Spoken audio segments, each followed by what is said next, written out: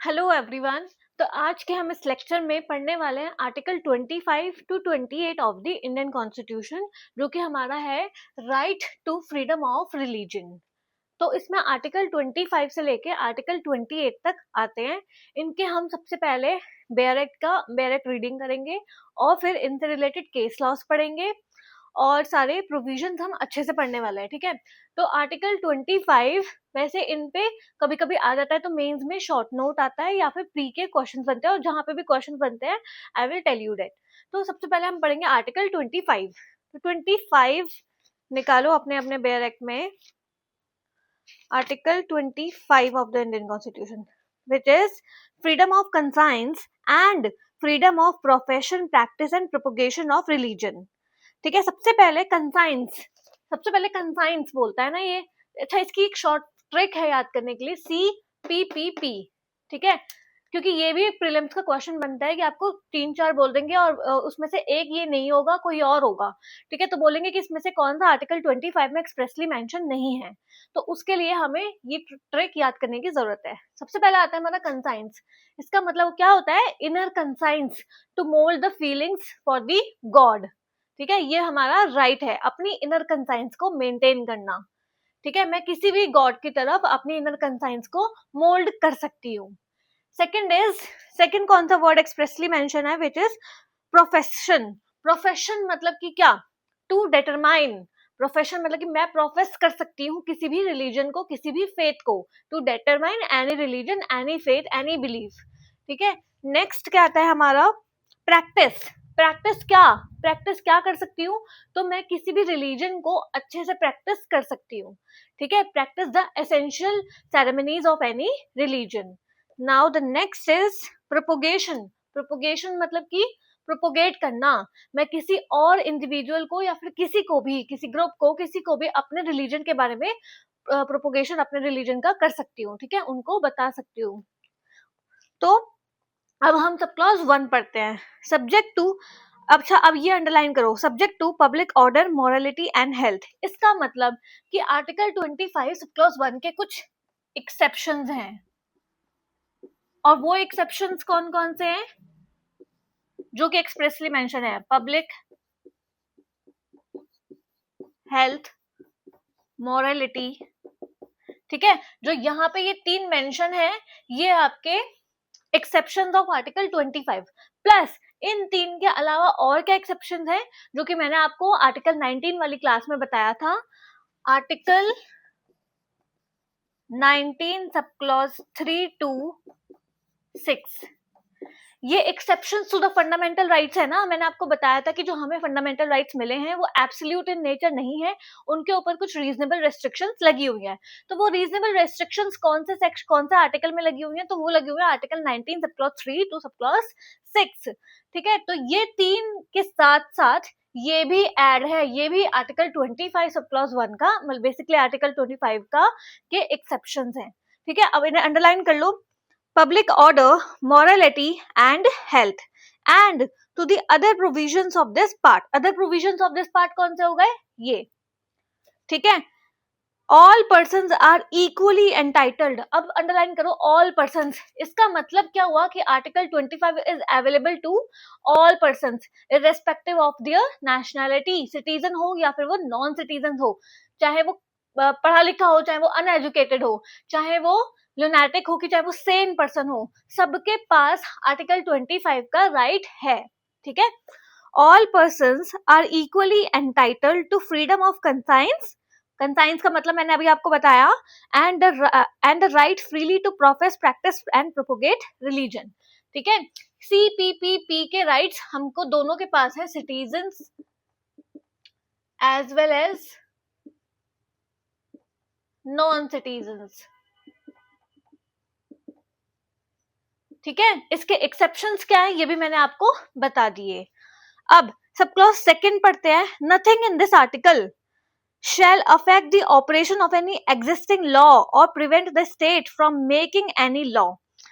Sub clause 2 क्या बोलता है कि कोई भी, नथिंग इन दिस आर्टिकल, कोई भी ऐसा आर्टिकल, इस आर्टिकल में कुछ भी ऐसा नहीं लिखा है जो कि स्टेट को प्रिवेंट कर सके किस चीज से? From making any law. अब किस लॉ के बारे में बात हो रही है, तो वो आते हैं हमारे sub clause A, regulating or restricting any economic, financial, political or other secular activity which may be associated with religious practice. इस आर्टिकल में कुछ भी लिखा हो, लेकिन कोई भी स्टेट को नहीं रोक सकता from making law. Which kind of law? regulating, restricting any economic, financial, political activity in relation to the religion, in relation to secular activity which may be associated with religious practice. सब clause B क्या है, और क्या और law को state को कौन सा लॉ बनाने के लिए नहीं रोक सकते, तो वो है providing for social welfare and reform और the throwing open of Hindu religious institutions of public character to all classes and sections of Hindus. All classes and sections of Hindus को स्टेट को कोई भी ये नहीं रोक सकता to throw the open religious institutions, चाहे वो कोई सी भी क्लास हो, चाहे वो हिंदूज हो, नॉन हिंदूज हो, कोई भी हो. ठीक है, तो पब्लिक के तो स्टेट के पास और कौन सा राइट है, to throw the open Hindu religious institutions. ठीक है, तो ये मैंने आपको आर्टिकल 25 सब क्लॉज 2 में बता दिए हैं. अब हम पढ़ते हैं, अच्छा इससे रिलेटेड एक बहुत इंपॉर्टेंट केस लॉ है, उसका नाम है reverence Stanislaus versus state of MP 1977. इस केस में सुप्रीम कोर्ट ने ये बोला कि हमारे पास आर्टिकल 25 सब क्लॉज 1 में हमारे पास ये राइट्स तो है सीपीपीपी के, लेकिन हम अपने इस राइट को यूज करके किसी और को फोर्स नहीं कर सकते अपने रिलीजन में आने के लिए. सो this was held in the reverence Stanislaus versus state of MP 1977. ठीक है, तो क्या बोला सुप्रीम कोर्ट ने इस केस में? Supreme court held that Article 25 subclause 1 does not grant right to convert a person to his own religion. ठीक है, so this was held in this case. अच्छा, अब मैं आपसे बात करती हूँ through open Hindu religious institutions character, जो ये हमने आर्टिकल 25 सबक्लॉज 2 में अभी पढ़ा. सबसे पहले मैं आपको सेक्युलर कैरेक्टर ऑफ नेशन है, उसके एसेंशियल्स क्या हैं. तो सबसे पहले है state should be neutral in the religious matters. ये मैंने अभी आपको पिछली क्लासेस में भी अपने बताए हैं कि सेक्युलर कैरेक्टर के एसेंशियल इंग्रेडिएंट्स क्या होते हैं. तो state should be neutral in all the religious matters. Second is state should have respect to all the religion. And third is state will not interfere into the religious matters. ठीक है, neutral होगा, interfere नहीं करेगा और respect for all religion रहेगा state. तो ये essential ingredients हैं सेक्युलर कैरेक्टर के. अब आते हैं हम आर्टिकल 26 पे. Article 26 is freedom to manage religious affairs. ठीक है, अच्छा अब इसके भी सबसे पहले क्या आ जाता है, इसके भी एक्सेप्शंस. क्या? Subject to public order, morality and health. 3 exceptions आ गए. ठीक है, एवरी रिलीजियस डिनोमिनेशन. ठीक है, डिनोमिनेशन मतलब कि group. Every religious denomination or any section thereof shall have the right. किस चीज का राइट मिला हुआ है? हर एक रिलीजियस डिनोमिनेशन या फिर ग्रुप को किस चीज के राइट मिले हुए हैं आर्टिकल 26 में, तो वो पढ़ लेते हैं हम, जो कि है आर्टिकल 8 से लेके डी तक. क्या है वो? फर्स्ट इज टू स्टैब्लिश कर सकता है और maintain institutions for religious and charitable purposes. ठीक है, तो establish and maintain institutions for religious and charitable purposes. Second is to manage its own affairs in matters of religion. आप अपने religion के मैटर्स खुद से मैनेज कर सकते हो. ये हम किसको राइट्स दे रहे हैं? हर एक रिलीजियस डिनोमिनेशन को. ठीक है, और जैसे मदरसाज वगैरह होती है, हर एक रिलीजियस डिनोमिनेशन को दे रहे हैं हम. ठीक है, चाहे वो कोई से भी बिलीफ या फेथ में विश्वास करती हो. Third is to own and acquire movable and immovable property. Movable and immovable को दोनों को अंडरलाइन करो. फिर to administer such property in accordance with law. ठीक है, एडमिनिस्ट्रेशन भी कर सकते हो उस प्रॉपर्टी का, लेकिन किस चीज में? इन अकॉर्डेंस विद द लॉ. तो ये आर्टिकल 26 हमको राइट प्रोवाइड करता है रिलीजियस डिनोमिनेशंस में, लेकिन 3 एक्सेप्शंस हैं. कौन कौन से? वही जो आर्टिकल 25 सब क्लॉज 1 में है, public order, health and morality. फिर आता है हमारा आर्टिकल 27. जब भी आर्टिकल 27 लिखा हो, हमेशा याद करना टैक्स. ठीक है, इसका क्योंकि क्रोनोलॉजिकली प्रीलिम्स में हमेशा कैसे आता है क्वेश्चन, कि क्रोनोलॉजिकली कैसे में आता है. आर्टिकल 25 क्या है, 26 क्या है। तो आर्टिकल 25 का मैंने आपको शॉर्ट ट्रिक बता दिया, ये है।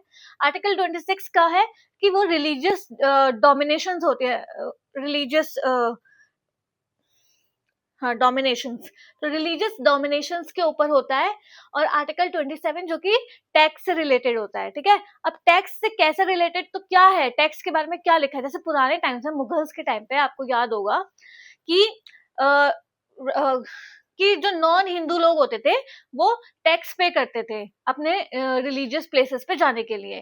तो ऐसे सारे टैक्सेस के ऊपर आर्टिकल 27 ने रोक लगाई है, ठीक है। आर्टिकल 27 क्या बोलता है, no person shall be compelled, ठीक है, किसी भी पर्सन को कंपेल नहीं किया जा सकता to pay any taxes the proceeds of which are specifically appropriated in payment of expenses for the promotion or maintenance of any particular religion or religious denomination, ठीक है। किसी भी रिलीजन को प्रमोट करने के लिए आप किसी भी रिलीजियस पीपल से टैक्स नहीं ले सकते, ठीक है। This is all about article 27।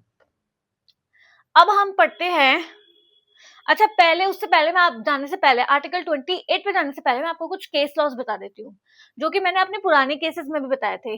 तो सबसे पहला आ जाता है हमारा केशवानंदा भारती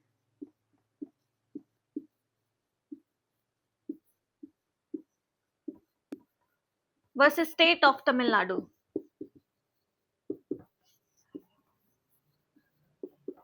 1973, ठीक है। इस केस में सुप्रीम कोर्ट क्या बोलता है, इस केस में सुप्रीम कोर्ट बोलता है कि secular character of a nation is known as the basic structure of the constitution, ठीक है। सेक्युलर कैरेक्टर, तो इसमें क्या बोला, सेक्युलर कैरेक्टर, सेक्युलर कैरेक्टर को basic structure of the constitution बताया इस केस में। अब एक केस आता है जिसमें बच्चे हमेशा इन दो केसेस में कंफ्यूज होते हैं, वो है एसआर बोम्मई केस, ठीक है। इस केस में और इस केस में कंफ्यूजन क्या क्या होता है वो मैं आपको बता देती हूँ। इस केस में सेक्युलर कैरेक्टर के बारे में बात हुई है, secular character is the basic structure of the constitution, ये केशवानंदा भारती के केस में बोला गया था। लेकिन एसआर बोम्मई के केस में सेक्युलर कैरेक्टर की नहीं बल्कि सेक्युलरिज्म की बात हुई है, ठीक है। तो इसमें secularism is considered as the basic structure of the constitution. This was held in the case of SR Bommai case, ठीक है। अब हमारा दूसरा केस आता है जो कि है Aruna Roy versus union of India, Aruna Roy versus union of India. और इस केस में सुप्रीम कोर्ट ने क्या बोला, supreme court stated that study of religion in school is not against the secular philosophy, ठीक है। ये भी इंपॉर्टेंट केस है, Aruna Roy versus Union of India. In this case, Supreme Court held that कि study of a particular religion is not the violation of Article 25, ठीक है, बल्कि इसको हमें पॉजिटिव वे में देखना चाहिए कि ये हमें study of religion, study of different religion, ये हमें क्या सिखा रहा है, तो ये हमें सिखाता है कि कैसे हमको अलग अलग रिलीजन के प्रति अपनी रिस्पेक्ट शो करनी चाहिए, मतलब हमारी रिस्पेक्ट मतलब रिलीजन्स, डिफरेंट रिलीजन्स के थ्रू ये रिस्पेक्ट बढ़ाता है, ठीक है। So this was held in the case of Aruna Roy versus union of India. Now अब हम पढ़ते हैं article 28, freedom as to attendance at religious instructions और religious worship in certain educational institutions. Religious instructions का क्या मतलब हुआ, तो इसका मतलब हुआ study of a particular religion, study से रिलेटेड बात करता है ये, ठीक है। So no religion instruction shall be, no religious instructions shall be provided in any educational institutions wholly maintained out of a statement। अच्छा, तीन इंस्टीट्यूशंस के बारे में बात होती है आर्टिकल 28 में। कौन कौन से इंस्टीट्यूशंस होते हैं वो, फर्स्ट होते हैं ऐसे institutions which are wholly maintained by the state fund, wholly maintained bye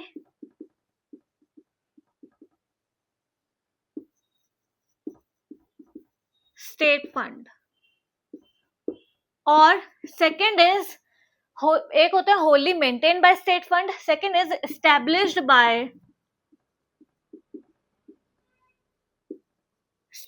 bye state or receiving aid from state. Third होते हैं हमारे, थर्ड कौन से होते हैं हमारे? Institutions that are administered by the state but are established under any trust.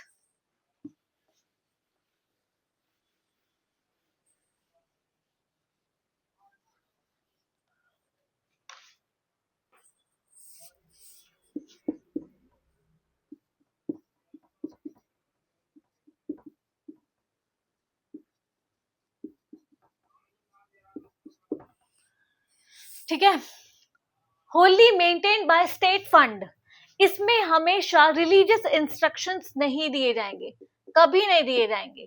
ठीक है, in institutions which are wholly maintained by the state fund, उनमें कभी भी रिलीजियस इंस्ट्रक्शंस नहीं दिए जाएंगे, वो बार्ड हैं. Second is established by the state और receiving aid by the state.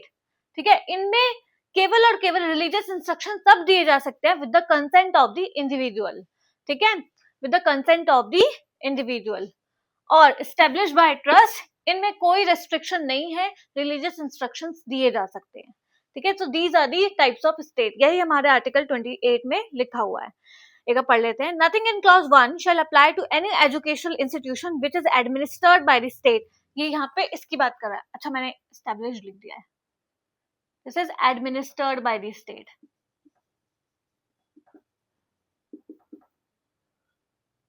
Administered by the state but has been established under any अच्छा, ये इसकी बात हो रही है.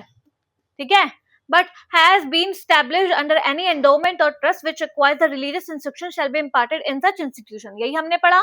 No person attending any religious institution recognized by the state or receiving aid out of state fund shall be required to take part in any religious institutions that may be imparted in such institution or attend any religious worship that may be conducted in such institution or any premises. इसका मतलब यही हुआ कि जो ये वाली हैं, जो बी नंबर पे आपका, जिनको एड हमें स्टेट से मिल रही है, उन पे रिलीजियस इंस्ट्रक्शंस हो तो सकती है वहां पर, लेकिन only with the consent of the individual.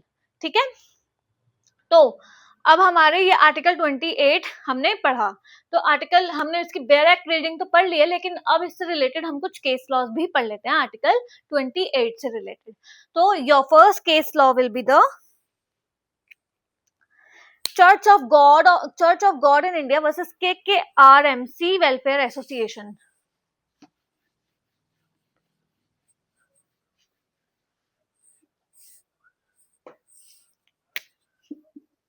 Church of God in India versus KKRMC 2000.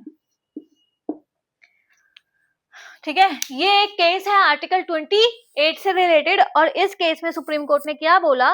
Supreme court had that the exercise of right to religious freedom exercise, मतलब हमारे पास ये राइट तो है, लेकिन no person shall be allowed to create noise pollution. हमारे पास article 25 to 28 में क्या है? Right to freedom of religion. और आर्टिकल 25 में क्या है कि हम ये CPPP भी कर सकते हैं.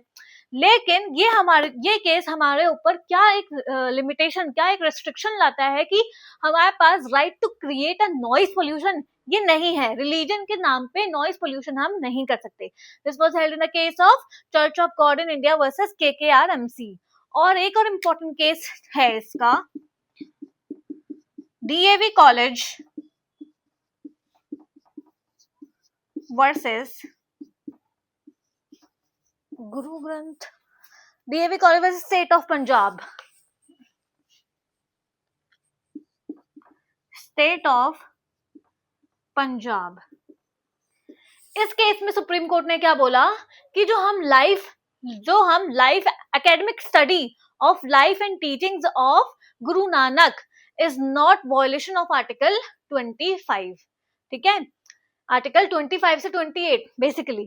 ठीक है, इन किसके बारे में स्टडी करना? Academic study of the teachings and life of Guru Nanak will not be the violation of right to freedom of religion.